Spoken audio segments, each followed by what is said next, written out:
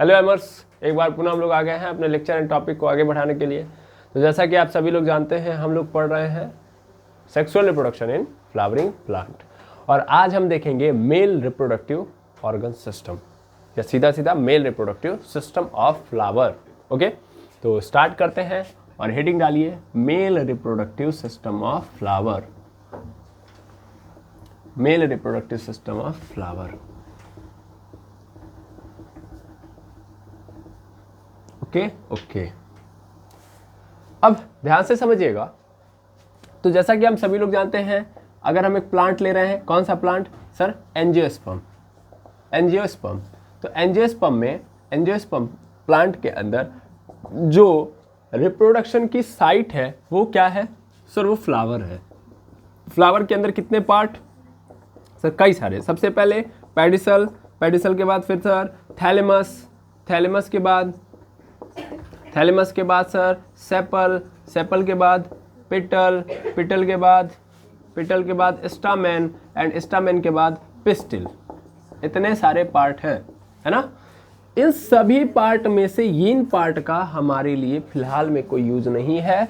Reproduction के अंदर, flower के अंदर ये दो पार्ट यूज में लिए जाते हैं, एक है पिस्टिल, दूसरा है stamen. Stamen is the male reproductive part. Male reproductive part, ये मेल रिप्रोडक्टिव पार्ट है, जबकि ये क्या है? ये फीमेल रिप्रोडक्टिव पार्ट है। फीमेल रिप्रोडक्टिव पार्ट है ना? बिल्कुल सर।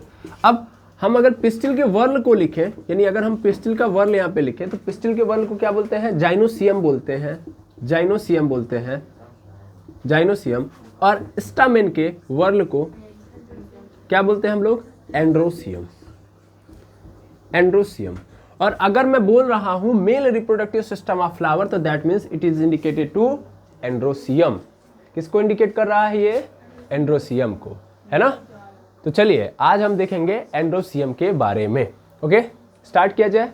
तो देखिए, हम यहाँ पे एक्चुअल में बात कर रहे हैं एंड्रोसियम की, और अभी जस्ट मैंने बताया androecium is the whorl of stamen, यानी स्टामेन के वर्ल को बोलते हैं। वर्ल मतलब गुच्छे को बोलते हैं।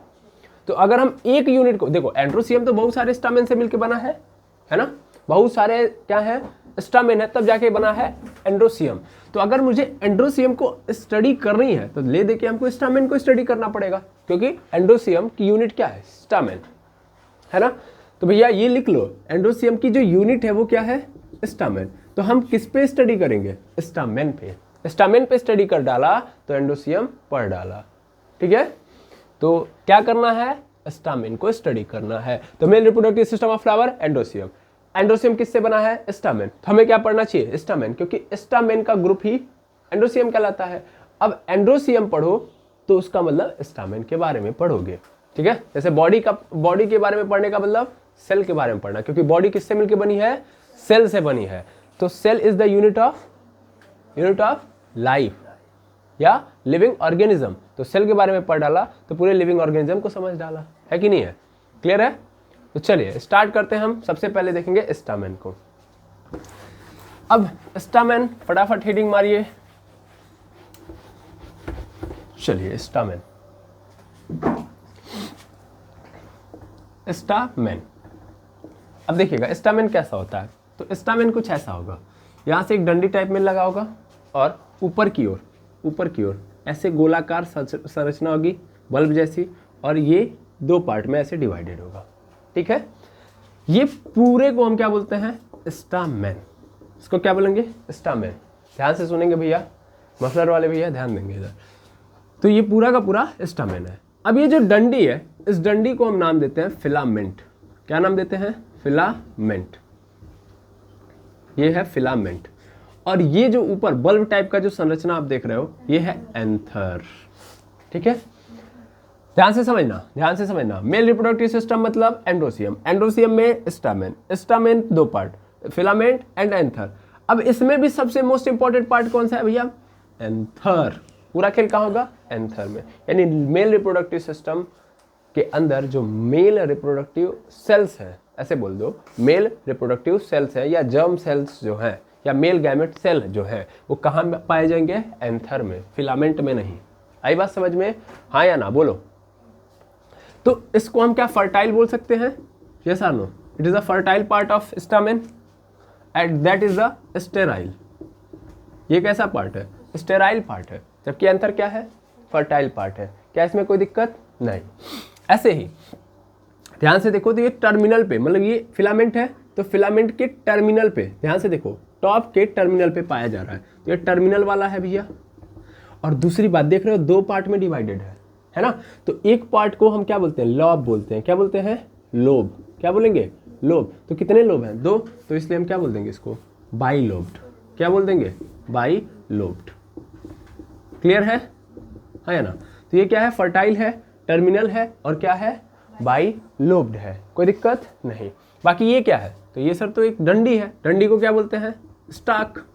यही तो बोलते हैं, यही तो बोलते हैं। तो इसको क्या नाम दे देंगे? Stock. Filament is a stock and it is a sterile part of stamen. क्या कोई दिक्कत नहीं? अब ध्यान से समझिएगा, तो ये जो फिलामेंट होता है, इस फिलामेंट के दो एंड नजर आ रहे होंगे आपको, एक तो नीचे वाला और एक तो ऊपर वाला। टॉप वाले एंड पे क्या है सर? एंथर लगा हुआ है, यानी फिलामेंट के एक एंड पे, एक टर्मिनल पे क्या लगा हुआ है? एंथर लगा हुआ है ना? तो एंथर कहाँ है? फिलामेंट के एक तो एंड पे। अब ये जो एंड है इसको हम क्या नाम देंगे?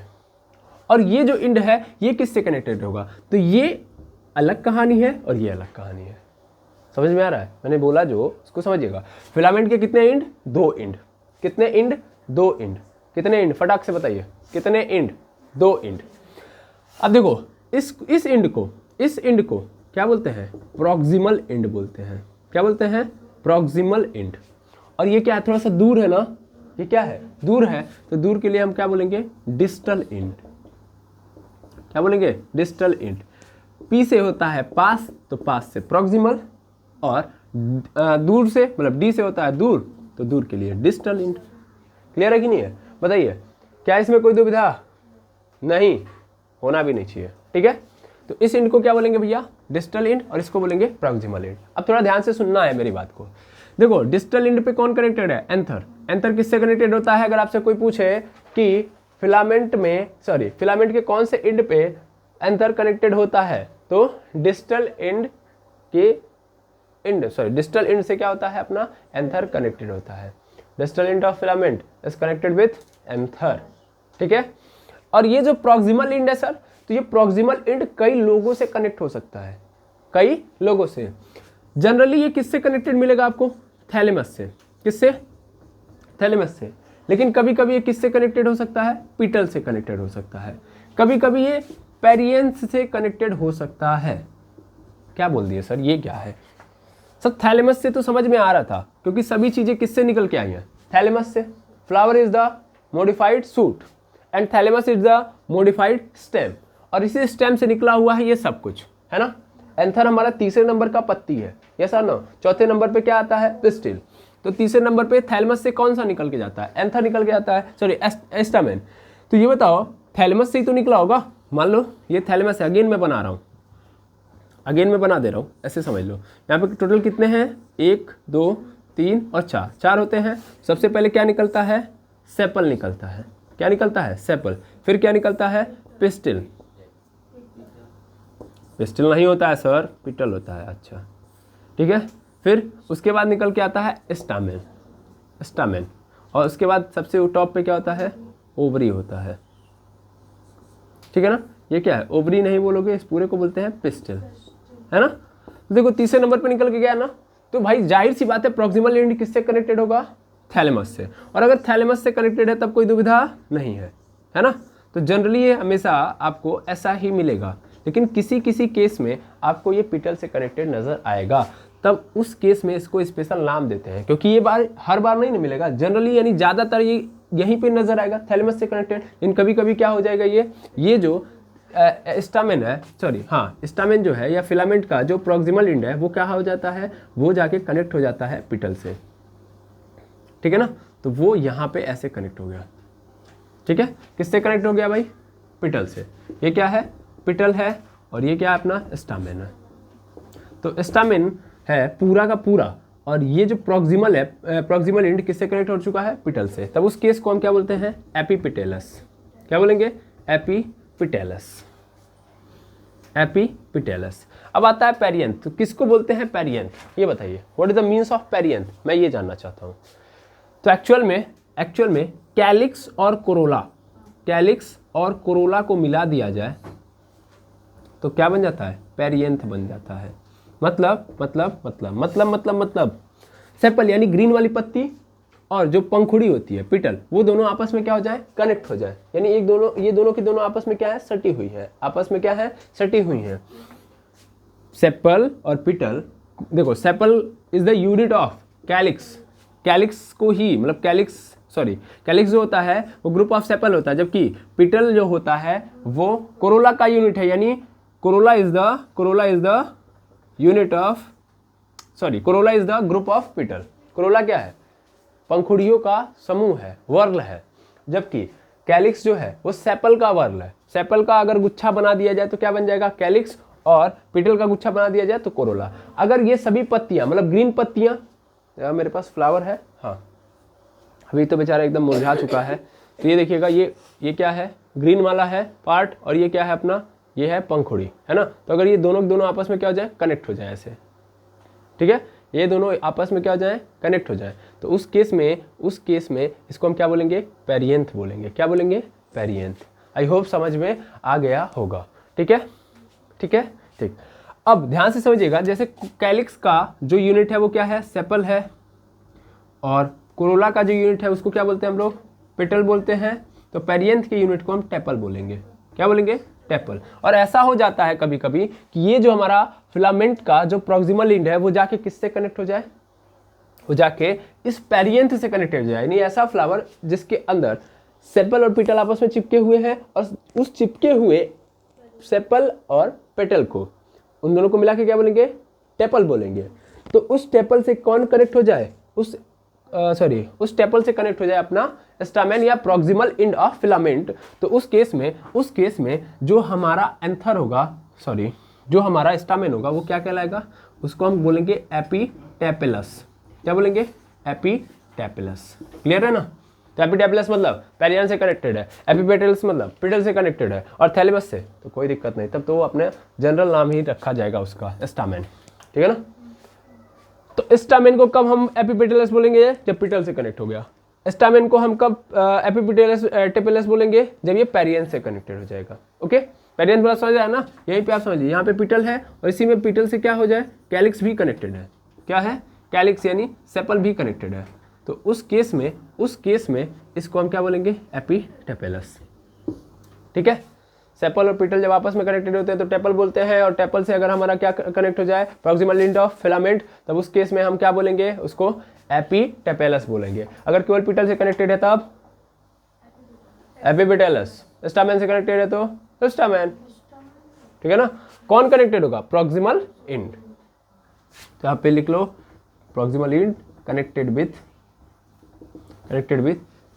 खत्म। इसको आप नोट डाउन कर लेंगे।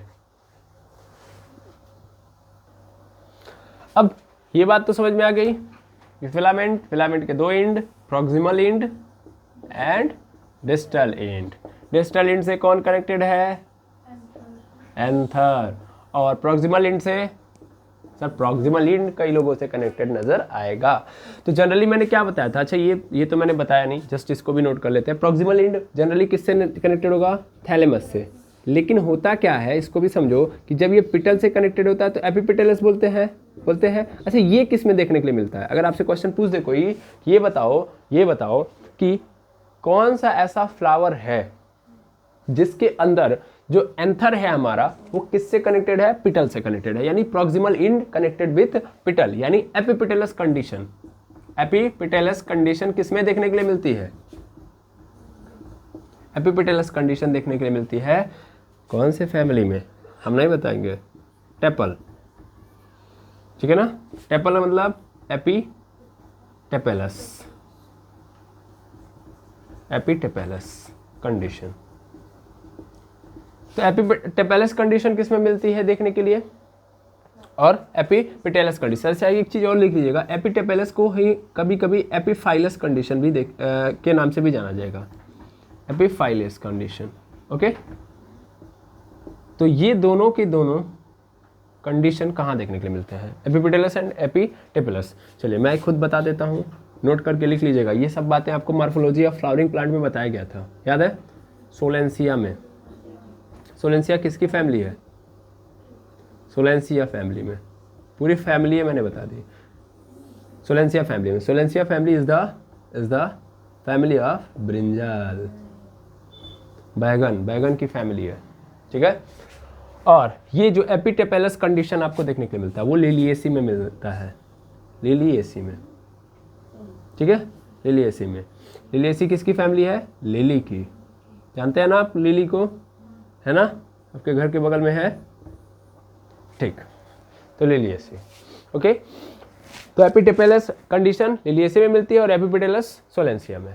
अब थोड़ा और भी सुन लीजिएगा, क्या कि कभी कभी क्या होता है ना कि एक फ्लावर के अंदर जो अपना ये एंथर या फिलामेंट की जो साइज है, यानी ये जो देख पा रहे हो ना, यहाँ पे क्या है डिस्टल एंड और ये है प्रॉक्सिमल एंड, तो इसके बीच की जो डिस्टेंस है, ऐसे बोल सकते हो या हाइट बोल सकते हो, कभी कभी वेरी कर रही होती है, कभी कभी क्या कर रही होती है, वेरी करने का मतलब कभी कभी आपको ऐसे देखने के लिए मिलेगा कि एक एंथर की साइज बढ़ी और उसके जस्ट बगल में छोटकू सा एंथर, ऐसे ही फिर यहाँ पे एक बड़ा और फिर बगलिया में छोटा, ठीक है।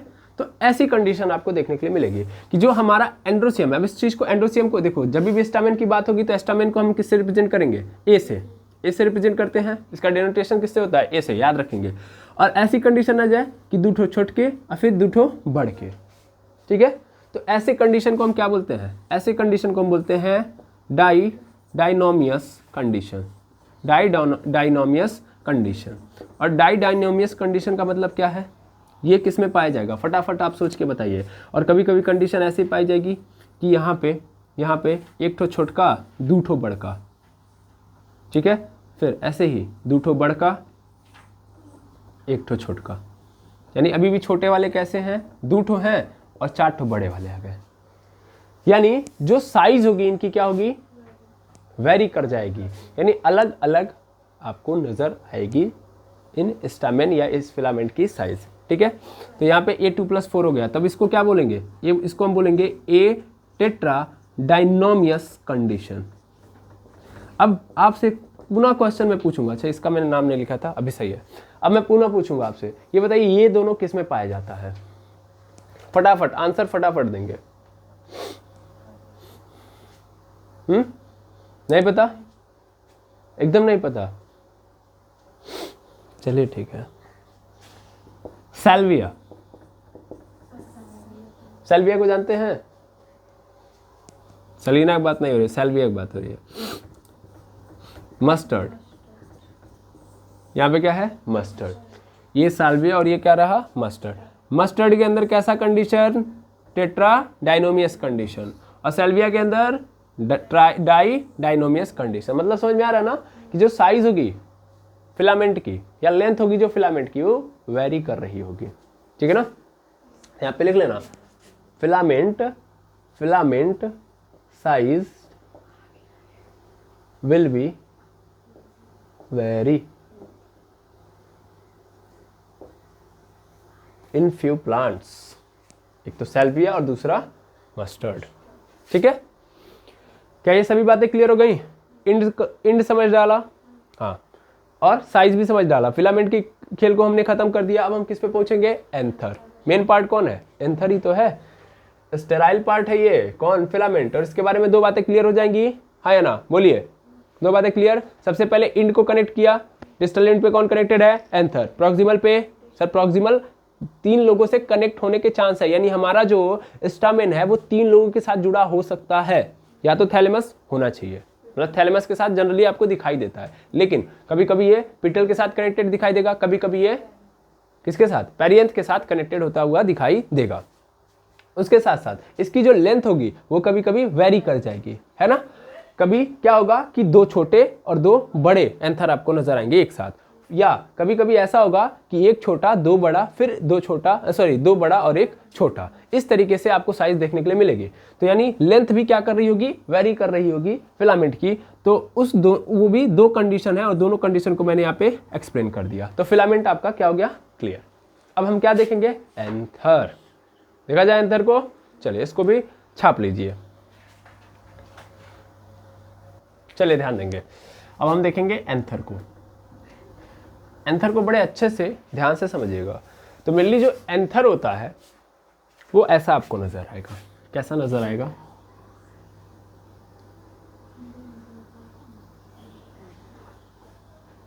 ऐसे थोड़ा टेढ़ा हो गया है बट ठीक, इट इज ओवरऑल गुड। और इस एंथर के अंदर आप देखेंगे ऐसे दो पोर्शन होंगे, सीधा खींच लेता हूं ना मैं ऐसे दो, तो इसी को हम क्या बोलते हैं, लोब। इसी को क्या बोलते हैं, लोब। तो ये दो लोब है एंथर के अंदर, ये दो लोब है, और इसीलिए एंथर को क्या बोलते हैं हम लोग, बाई लोब्ड बोलते हैं। लेकिन ये एंथर बना कैसे, ये जानना जरूरी है। डायरेक्ट स्ट्रक्चर पे आएंगे मजा बिल्कुल नहीं आएगा, तो पहले मजा लेते हैं, ठीक है ना। पहले पता करते हैं कि ये बना कैसे होगा। तो प्लांट के अंदर कोई भी पार्ट हो कैसे बनता है, बताइए कैसे बनता है। हाँ देखिए, इनको आराम से नहीं, पूरा आराम से नहीं बोलिए, पूरा क्लियर बोलिए आप। किससे बनता है, प्लांट के अंदर कोई भी ऑब्जेक्ट हो, ऑब्जेक्ट नहीं कोई भी पार्ट हो, मैस्मेटिक सेल से बनता है। किससे बनता है, मैस्मेटिक सेल से बनता है। तो इसका मतलब एंथर का भी निर्माण किससे हुआ होगा, मैस्मेटिक सेल से हुआ होगा, है कि नहीं है। चलिए स्टार्ट करते हैं और मैस्मेटिक सेल को देखते हैं। यहाँ से हटाओ, यहाँ पे आओ। कहाँ पे आओ सर, देखो जैसा कि अभी आपने फिलामेंट को देखा था, फिलामेंट देखा, तो फिलामेंट के ऊपर जस्ट एंथर लगा था। अब थोड़ा ध्यान से फील करना कि मैं ऐसे मान लेता हूँ ऐसे कुछ है, और यहाँ पे सब के सब क्या है, सब के सब मैस्मेटिक सेल है। कई जगह बाकी ना रह जाए, सब सेल है ना। तो ये सब के सब क्या है, मैस्मेटिक सेल, मैस्मेटिक सेल, ठीक। अब सुनना ध्यान से, ये पूरा मैस्मेटिक सेल है और इस बीच में कुछ इस तरीके से आपको संरचना देखने के लिए मिलेगी। क्या मैंने बना दिया, यहाँ पे कुछ ऐसा बना दिया, दिख रहा है। और ये क्या है, व्हाट इज इट, आपको जो मैंने यहाँ पे कट करके दिखाया वो क्या है, no, it is a procambium.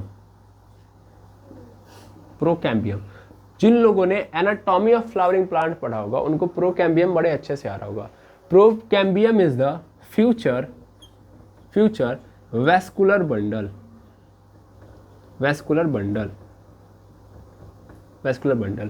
That means, सीधा सीधा सुन लो भाई, इतना ज़्यादा हम ताम झाम नहीं बताएंगे। फ्लोएम एंड जाइलम है, ठीक है ना, फ्लोएम एंड जाइलम है ये, यानी फ्यूचर का ये फ्लोएम और जाइलम पाइप होगा। कौन, ये प्रोकैम्बियम, ठीक है। अब मैं क्या कर रहा हूं, अब मैं एक काम करता हूं, इसको ना ऊपर से उड़ा देता हूं, मतलब काट देता हूं। ऊपर से क्या करूंगा, काट दूंगा। काट दिया, जब काट दिया तो मैं इसको क्या करूंगा, ऐसे काटा हुआ भाग ऐसे उठाऊंगा और उठा के यहाँ पे लाके रखूंगा। अब समझ में आ रहा है ना, मैंने क्या किया, मैंने इस एंथर वाले पार्ट को, जिसको मैं अभी फिलहाल में एंथर बोल रहा हूँ, तो ऐसे मान लो एंथर है, मैस्मेटिक सेल से बना है, तो मैंने बीच वाला पोर्शन दिखा दिया कि प्रोकैम्बियम है, क्योंकि मेरे पास दूसरा मार्कर था नहीं। मैंने क्या किया, ऊपर से काट दिया, ऊपर से काट के मैं क्या करूंगा, इसको पलट दूंगा। समझ में आ रहा है ना, मार्कर है, मार्कर दिख रहा है, इसको मैंने ऐसे काट दिया और काट के मैं आपको दिखा रहा हूँ। अगेन इसको काटा और काटने के बाद ऐसे दिखाऊंगा, तो ऐसे दिखाई देगा कि नहीं दिखाई देगा, तो बस वही करने जा रहा हूँ मैं। क्या मेरी बात समझ में आ रही है, हाँ। अब समझो, ये वाला पूरा पोर्शन कुछ इस तरीके से कन्वर्ट हो जाएगा, मतलब जब आप दिखाओगे लोगों को, तो लोगों को इस तरीके से स्ट्रक्चर दिखाई देगा। ये मैंने अपने अंदर से नहीं बनाया, मतलब अपने मन से नहीं बनाया है, इस तरीके से, है ना। और क्या भरे पड़े होंगे सर, चारों ओर मैरिस्मेटिक सेल, मैरिस्मेटिक सेल, चारों ओर भर दो मैरिस्मेटिक सेल, ठीक है। ये मैरिस्मेटिक सेल भर दिया आपने, भर दिया, ठीक। अब देखो क्या होगा, अब अगले नंबर पे क्या होगा, अगले नंबर पे जैसा कि आप जानते हो कि वैस्कुलर बंडल भी है बीच में, मतलब प्रोकैम्बियम है, तो बीच में प्रोकैम्बियम भी तो रहना चाहिए ना, बिल्कुल प्रोकैम्बियम होगा। अब ध्यान से सुनना, जो मैं समझाना चाहता हूँ वो बहुत जरूरी है, अदरवाइज आप नहीं समझोगे तो फिर दिक्कत होगी। क्या सर, क्या एक्चुअल में बीच में तो प्रोकैम्बियम आपका है मौजूद, प्रोकैम्बियम को टिक मार के दे दो, लेकिन साइड में कुछ स्पेशल सेल पाए जाएंगे, साइड में यानी कोने कोने में कुछ स्पेशल सेल पाए जाएंगे, यानी चारों कोनों में 4 तरीके के स्पेशल सेल पाए जाएंगे, 4 कोनों में 4 तरीके के स्पेशल सेल पाए जाएंगे। ठीक है, बोलो यस सर, हाँ या ना। और ये कहाँ पे होते हैं, तो हाइपोडर्मल रीजन में पाए जाते हैं। किस रीजन में, हाइपोडर्मल रीजन में पाए जाते हैं। चारों कोनों में ये क्या होते हैं, हाइपोडर्मल रीजन होता है। ये देखो सेल को मत नाम दे देना, सेल का तो नाम मैं बता रहा हूँ, ये एक्चुअल में किस रीजन में पाए जाते हैं, हाइपोडर्मल रीजन में पाए जाते हैं। पहले ये तो लिख लेना बिल्कुल। अच्छा, ये जो वॉल है, वॉल की जो मतलब बाहरी लेयर है, देख रहे हैं ना, क्लियर बनी हुई है, इसको हम क्या बोलते हैं, एपिडर्मिस बोलते हैं। क्या बोलते हैं, एपिडर्मिस लेयर बोलते हैं। क्या बोलते हैं, एपिडर्मिस लेयर बोलते हैं। ठीक है, बोलो समझ में आ रहा है। और ध्यान देना, ये जो साइड में सेल है, इनका नाम क्या है, तो इनका नाम है एस्पोरियल सेल, एस्पोरियल सेल्स। अब देखो ये एस्पोरियल सेल्स कुछ खेल खेलेंगे, ये कुछ डिवीजन करेंगे। ये क्या करेंगी भाई, जाहिर सी बात है कि ये सेल है, सेल का काम क्या है, सेल डिवीजन करना, सेल का काम ये है। हाँ, ये मैथमेटिक सेल है, मैथमेटिक सेल का काम क्या होता है, 24 घंटे क्या करना, नए सेल बनाना। क्या करना, नए सेल बनाना। और नया सेल कैसे बनता है, सेल डिवीजन से। तो ये एस्पोरियल सेल भी क्या करेंगी, सेल डिवीजन करेंगे कि नहीं करेंगी। और वो कौन सा सेल डिवीजन, तो यहाँ पे एक स्पेशल टाइप का सेल डिवीजन करेंगी। कौन सा सर, कौन सा बताइए। तो उसका नाम होता है पेरिक्लिनल डिवीजन, पेरिक्लिनल डिवीजन करेंगे, स्पेशल टाइप का है ये। अब ये क्या मतलब है इसका, इसको समझा जाए, हाँ या ना। मैंने क्या बोला, एंथर कट किया, ऐसा दिख रहा है, 4 कोने कोने पे सेल है, वो किस रीजन में है, हाइपोडर्मल रीजन में है। और सबसे बाहरी वाली जो लेयर है उसको क्या बोलेंगे, एपिडर्मिस लेयर बोलेंगे। और कोने कोने के सेल को हम नाम देते हैं एस्पोरियल सेल। और एस्पोरियल सेल क्या करेंगे, पेरिक्लिनल डिवीजन करेंगे। अब ये देखना पड़ेगा ना पेरिक्लिनल डिवीजन क्या होता है ना। तो देखिए, सेल डिवीजन जब करता है तो 2 तरीके का डिवीजन करता है। सेल कितने तरीके का डिवीजन करता है, बताइए कितने तरीके का, 2 तरीके का। वो दोनों डिवीजन पहले देख लीजिए। तो सेल डिवीजन, हेडिंग मारिए सेल डिवीजन। सेल डिवीजन समझाना पड़ेगा, फटाफट बताइएगा, सेल डिवीजन समझाना पड़ेगा नहीं, ठीक है ना। अब देखो सेल डिवीजन 2 तरीके का होता है, पहला तो होता है पेरिक्लिनल और दूसरा होता है एंटीक्लिनल। क्या होता है, एंटीक्लिनल। सेल डिवीजन 2 तरीके से। अब मतलब क्या है, मतलब यार एक सेल के रिस्पेक्ट में दूसरे सेल की पोजीशन के बिहाफ पे ये नाम दिया गया है। एक सेल के रिस्पेक्ट में दूसरे सेल के पोजीशन के बिहाफ पे 2 टाइप के डिवीजन है। मान लो अगर ये एक सेल है, अगर ये एक सेल है, सपोज कर लो ये एक सेल है। अब चूंकि प्लांट की बात कर रहे हो तो प्लांट के अंदर सेल गोलाकार तो कम मिलेगा, आयताकार ज़्यादा मिलेगा। तो अगर मान लीजिए ये एक सेल है, पेरेंट सेल है ये, ठीक है ना। कौन सा सेल है, पेरेंट सेल। ये डिवीजन कर रहा है और डिवीजन करने के बाद हो क्या रहा है, हो ये रहा है कि ये एक सेल है, यहाँ से समझना, ये एक सेल है और इसके पैरेलल एक सेल आ रहा है, इसके पैरेलल, समझ पा रहे हो ना। मतलब ये दोनों सेल बने, ये ए है और ये बी है, तो ए और बी आपस में क्या है, पैरेलल है। और एंटीक्लिनल में क्या होगा कि मान लेता हूँ ये पेरेंट सेल है और ये देखो ए और बी क्या है, दोनों डॉटर सेल है ना, इसको भी लिख देना, डॉटर सेल है। तो मान लो यहाँ पे एक सेल है, ये जो सेल है जब ये डिवीजन कर रहा है तो अगेन क्या बनेगा, अगेन बनेगा 2 सेल, लेकिन ये दोनों सेल आपस में क्या है, परपेंडिकुलर है। क्या है, परपेंडिकुलर है। समझ आ रहा ना। अरे यार मैं ऐसे समझा देता हूँ, देखो ऐसे ज़्यादा बेहतर तरीके से समझ में आएगा कि इन दोनों की एक्सिस, अगर आप ऐसे एक्सिस ड्रॉ करोगे तो दोनों की एक्सिस आपस में क्या मिलेंगी आपको, पैरेलल। तो इससे इस तरीके से आप बोल सकते हो कि इन दोनों की पोजीशन आपस में क्या है, पैरेलल है। लेकिन जब इन दोनों का मिलाओगे तो इसकी एक्सिस ऐसे जाएगी और इसकी एक्सिस ऐसे जाएगी। समझ में आ रहा ना। तो ये क्या हो गया, परपेंडिकुलर हो गया कि नहीं हो गया। तो ये भी मान लो ए है, ये क्या है, बी है, तो ए परपेंडिकुलर है बी के। तो इस तरीके के डिवीजन को हम क्या बोलते हैं, एंटीक्लिनल डिवीजन बोलते हैं। यहाँ पे क्या होगा, यहाँ पे कैसा डिवीजन हुआ है बताओ फटाक से, पेरिक्लिनल डिवीजन हुआ है। इसका मतलब सेल एक दूसरे के क्या होंगे, पैरेलल होंगे। सेल एक दूसरे के पैरेलल होंगे। यहां तक में कोई दुविधा नहीं। अब देखो अगले केस में क्या होगा कि अगले केस में 2 सेल पैदा होंगे और ये दोनों सेल कुछ इस स्थिति में आएंगे कि मान लो एक सेल यहाँ पे है तो एक सेल मतलब एक सेल आगे है और एक सेल उसके पीछे, मतलब एक दूसरे के पैरेलल होंगे, वो होंगे ना, एक सेल अंदर और एक सेल बाहर। तो ये इस तरीके की व्यवस्था बनेगी। एक काम करता हूँ, इस तरीके की व्यवस्था मैं यहाँ पे बनाता हूँ। इस चीज़ को आपने नोट कर लिया होगा, है ना, तो इसको मैं साइड से निपटा देता हूँ, है ना, साइड से निपटा दिया जाए, बतियाऊंगा उतने में खेल खत्म हो जाएगा। अब देखो पेरिक्लिनल डिवीजन हुआ, पेरिक्लिनल डिवीजन के बाद 2 सेल बनेंगे, इसमें तो कोई दुविधा नहीं है, इसमें कोई दुविधा बिल्कुल भी नहीं है। अब देखना होगा क्या, यहाँ पे कुछ इस तरीके का स्ट्रक्चर बनेगा ऐसे अगेन, और यहाँ पे जो एक सेल था वो एक सेल नहीं मिलेगा, यहाँ पे कितने सेल मिलेंगे, 2 सेल। भाई एक सेल 2 सेल में कन्वर्ट हो गया ना, डिवीजन हुआ है भाई। इस एस्पोरियल सेल ने क्या किया है, डिवीजन किया है। बीच में हम क्या है, प्रोकैम्बियम है,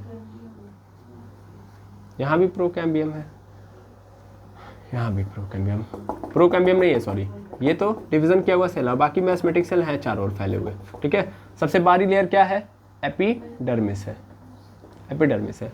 ये क्या है, प्रोकैम्बियम है। ओके, इसको लिख लो फिर से भाई, प्रोकैम्बियम। अब ये जो 2 सेल, एस्पोसियल सेल जो है सेल डिवीजन करता है तो दो प्रकार के सेल में डिवाइड हो जाता है। क्या किया है, तो इसने किया है पीडी, इसने क्या किया है, पीडी, पेरिक्लिनल डिवीजन। तो पेरिक्लिनल डिवीजन करता है तो 2 नए सेल बनाता है। कितने सेल, 2। अब ये 2 नए सेल कौन कौन से हैं, तो एक होगा प्राइमरी स्पोरेंजियस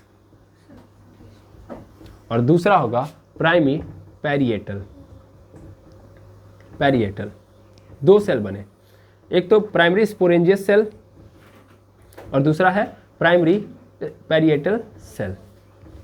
ठीक है, ठीक है सर, कोई दुविधा नहीं। तो यहाँ पे 2 सेल बने, तो किनारे वाला कौन सा होगा और पहले वाला कौन सा होगा, तो ध्यान दीजिएगा पहले वाला ही है आपका प्राइमरी स्पोरेंजियस और पैरिएटल मतलब ऐसे ही ऑलरेडी इसके नाम में दिखा हुआ है कि किनारे वाला सेल। पैरिएटल मतलब क्या होता है, पैरिएटल मतलब किनारे वाला सेल। ठीक है ना, क्लिक हो रहा होगा, ठीक। तो ये क्या है, ये आपका प्राइमरी स्पोरेंजियस सेल है और ये क्या है, तो ये है sir primary parietal. I hope यहाँ तक की कहानी में कोई दुविधा कोई समस्या नहीं होगी, है ना, ठीक है। तो एक काम करिए, सबसे पहले यहाँ तक छाप लीजिए। चलिए, अब होगा क्या कि ये जो प्राइमरी पैरिएटल है भैया ये अगेन सेल डिवीजन करेगा, रुकेगा नहीं, रुकेगा नहीं, तो ये अगेन सेल डिवीजन करेगा और सेल डिवीजन करके ये 3 से 5 वॉल लेयर पैदा कर देगा। खतरनाक, 3 से 5 वॉल लेयर बनाएगा। कितने लेयर, 3 से 5। भाई वो प्लांट के ऊपर, वो फ्लावर के अंदर निर्भर करता है, ठीक है ना, लेकिन कितने होंगे टोटल, 3 से 5। जो पढ़ना है उस पर फोकस करिए, पहले ध्यान दीजिएगा। अब वो 3 से 5 वॉल लेयर मतलब मेनली अगर देखा जाए 3 से 5 वॉल लेयर को हम 3 पार्ट में डिवाइड करेंगे। कितने पार्ट में, 3 पार्ट में। थोड़ा ध्यान देंगे, सभी लोग ध्यान देंगे। देखिए 3 से 5 वॉल लेयर में सबसे पहली जो लेयर बनेगी उसका नाम होगा एंडोथीसियम। एंडोथीसियम, ठीक है। दूसरे नंबर पे मिडल लेयर, मिडल लेयर, और तीसरे नंबर पे मिलेगा आपको टैप्टम। एंडोथीसियम 1 होगा और मिडल लेयर 1 से 3 हो सकती है और टैप्टम जो होगा 1 होगा। समझे कि नहीं, अभी ना ही समझ में आएगा, अभी धीरे धीरे आएगा। अब ये 3 से 5 इधर लेयर बन गई और इधर है रुका रहेगा का प्राइमरी स्पोरेंजियस रुका रहेगा, नहीं, ये भी क्या करेगा, सेल डिवीजन करेगा, सीडी करेगा ये, ठीक है। पहले क्या किया था इसने, सर यहाँ पे जो सेल था एस्पोसियल, क्या नाम था उसका, नहीं गलत मैंने बोला है, हाँ एस्पोरियल, एस्पोरियल नाम था उसका। एस्पोरियल सेल ने क्या किया था, पीडी किया था, और प्राइमरी स्पोरेंजियस क्या कर रहा है, सीडी कर रहा है। सीडी करेगा, सीडी करेगा, तो सीडी करेगा तो क्या बनाएगा, सीडी करेगा तो सर बनाएगा ये स्पोरेंज, स्पोरेंजियस, स्पोरेंजियस का निर्माण करेगा। और बाद में ये स्पोरेंजियस क्या बनने वाला है sir? Future mother gamete cell. ठीक है, FMGC, future mother gamete cell, यहीं से बनेगा भाई। मेरा मेन काम कौन कर रहा है? यही है, यहीं से पूरा खेल होगा। जो मेल गैमेट सेल, तो चूंकि हम पढ़ रहे हैं ना मेल रिप्रोडक्टिव सिस्टम, तो यहाँ से मेल गैमेट सेल का जो निर्माण होगा वो यहीं से होगा। ठीक है, ठीक है। अब ध्यान से सुनना, तो इधर कितनी लेयर बना दिया इसने, प्राइमरी पेरिएटल ने? सर 3 ठो लेयर बना दी हैं, यहाँ पे 3 लेयर बन गई होगी। अच्छा, और इधर इसने भी लेयरिंग की होगी, बिल्कुल। अच्छा, ये रुका होगा क्या? प्रोकैम्बियम, प्रोकैम्बियम भी नहीं रुका होगा, ये भी हड़ाक हड़ाक से क्या कर रहा होगा? बना रहा होगा। तो ले दे के हुआ क्या कि ये पूरा का पूरा मेरिस्मेटिक सेल कन्वर्ट हो चुका है टिश्यू के अंदर। अब कोई अकेला नहीं बचा है। प्राइमरी स्पोरेंजियस एक ठो था, लेकिन अब वो एक ठो टिश्यू के रूप में कन्वर्ट हो गया है। प्राइमरी पेरिएटल एक ठो था, लेकिन वो क्या बना चुका है? टिश्यू बना चुका है, प्रोकैम्बियम एक ठो था, लेकिन इसने भी क्या बना दिया? टिश्यू। सेल डिवीजन होगा, ग्रुप ऑफ सेल आएंगे, तो ग्रुप ऑफ सेल को क्या बोलते हैं? क्या बोलते हैं? टिश्यू बोलते हैं कि नहीं बोलते हैं? तो यहाँ पे क्या बन गया होगा? टिश्यू। अब मैं अगर इस पूरे को कन्वर्ट करूं एक ऐसे फिगर में जहां पे 3 लेयर इनकी आ जाए, है ना, बीच में प्रोकैम्बियम का ग्रुप आ जाए और साथ साथ स्पोरेंजियस का ग्रुप आ जाए, तो क्या होगा? मजा आएगा, मजा। देखा जाए कैसे बनेगा। बहुत आसान मुझे लग रहा है कि आपको ये समझ में आ रहा होगा, कोई टफ तो है नहीं है ना। तो सबसे पहले क्या करो, फटाक से ऐसा एक स्ट्रक्चर बना लो, ऐसे घुमावदार। ठीक है, इस तरीके से हो गया। ये क्या है? सबसे पहले इसका नाम लिखो, एंडोडर्मिस होता है, एपिडर्मिस होता है, एपिडर्मिस होता है। सबसे बाहरी लेयर एपिडर्मिस। एपिडर्मिस के अंदर सबसे पहले क्या आएगा? एक लेयर एंडोथीसियम की, एंडोथीसियम। फटाफट, एंडोथीसियम बन गया। एंडोथीसियम मतलब गोल गोल था, मैंने बस जस्ट ऐसे बता दिया। ओके, अब उसके बाद 3 लेयर किसकी आएगी? मिडल लेयर की। ठीक है ना। तो मैं ना इसको अलग तरीके से बनाता हूँ भाई, दोनों सेम सेम बना देंगे तो मज़ा नहीं आएगा ना।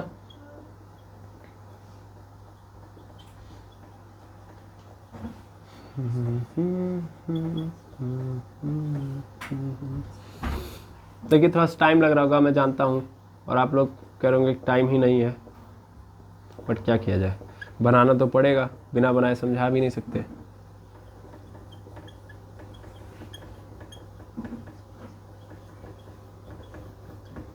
ठीक है, वैसे एक लेयर तो होंगी नहीं, 3-3 लेयर होंगी, है ना।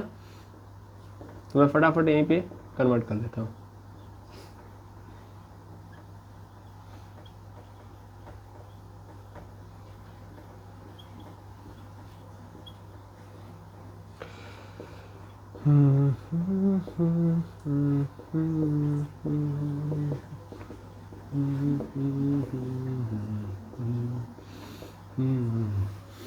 ठीक है, इतना रहने देते हैं अभी।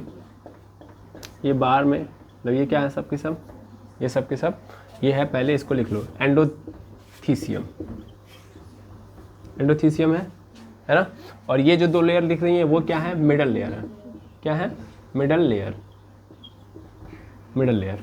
अब देखना ध्यान से, एक और लेयर आएगी, कौन लेयर आएगी? एक तो और लेयर आएगी, है ना। तो टेप्टम को मैं ऐसे बना रहा हूँ ताकि अलग फील आए। ठीक है,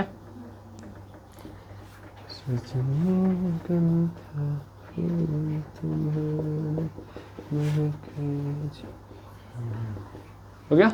ये क्या है? टेप्टम है। ठीक, और यहाँ पे कोने कोने आपको कौन मिलेंगी? स्पोरेंजियस।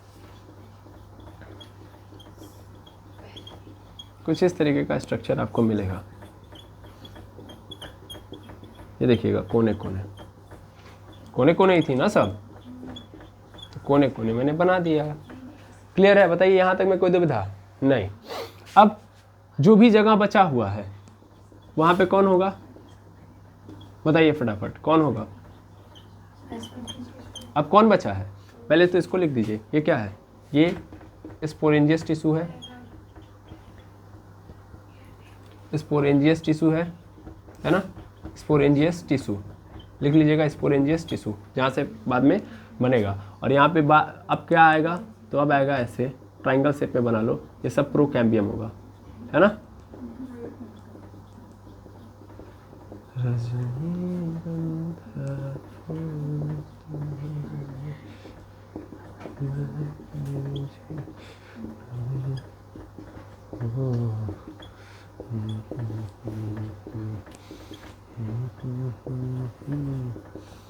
कुछ ऐसे बन जाएगा।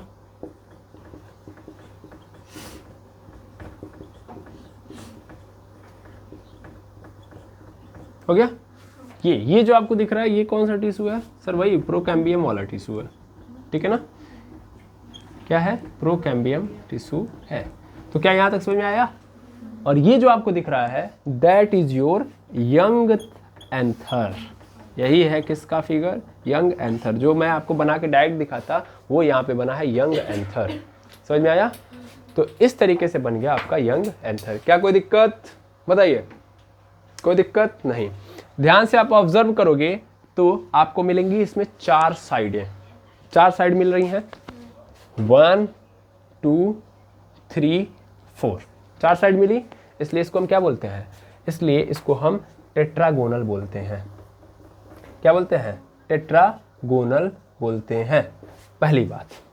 दूसरी बात, 2 पार्ट में आपको ऐसे दिख रही है डिवाइडेड, है या ना? 2 पार्टेड में डिवाइडेड है कि नहीं है? इसीलिए इसको क्या बोलते हैं? By lobed. क्या लिखेंगे? By lobed. क्लियर है? हाँ या ना? बताइएगा, फटाफट बताइएगा, कोई दिक्कत नहीं। अच्छा, एक जो आप देख रहे हैं ना, ये जो गैप, मतलब ये तो मैंने थोड़ा सा कम ही रखा है, ये एक्चुअल में नुकीला टाइप में, मतलब ये डिप्रेशन दिख रहा है ना, ये दबाव, तो ये बहुत अंदर तक है, मतलब ऐसे समझ लो, ऐसे ऐसे तो दिख रहा है ना ये डिप्रेशन। इस डिप्रेशन को क्या नाम देंगे? इस डिप्रेशन को स्ट्रोमियम बोलेंगे। क्या बोलेंगे? स्ट्रोमियम। इसको याद रखिएगा, आगे जाके ये क्या हो जाएगा? ब्रेक कर देगा, ब्रेक करने में हेल्पफुल रहेगा, ठीक है ना। तो ये स्ट्रोमियम है। क्या यहाँ तक में कोई दिक्कत? तो कई सारे नाम आप देख चुके हैं, है ना। तो ये स्ट्रोमियम है, ये स्पोरेंजियस टिश्यू हो गया, प्रोकैम्बियम टिश्यू बन गया, बाकी ये सब टिश्यू ही टिश्यू हैं, epidermis, endothecium, middle layer and टेप्टम।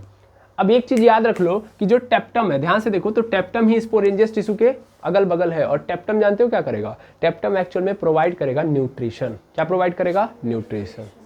देखो आज की कहानी में ना स्ट्रक्चर पहले समझना जरूरी था, स्ट्रक्चर समझ लिया ना तो उसके बाद कुछ खेल है नहीं, 2 सेकंड के अंदर क्लास ओवर कर लेंगे हम इसके बाद। समझ में आ रहा? लेकिन क्या ये कहानी पूरी समझ में आ गई? इस कहानी को सिर्फ और सिर्फ माइंड में रखे रहो, फिर नेक्स्ट क्लास में जब मिलेंगे ना तो फिर उसके बाद सब हल्का है, उसके बाद सब हल्का है। तो पहले इतना नोट डाउन कर लेंगे क्योंकि समय थोड़ा सा कम है, इसीलिए हम यहाँ पे रोक रहे हैं अपने आप को। मिलेंगे नेक्स्ट क्लास में। Thank you very much एमर्स।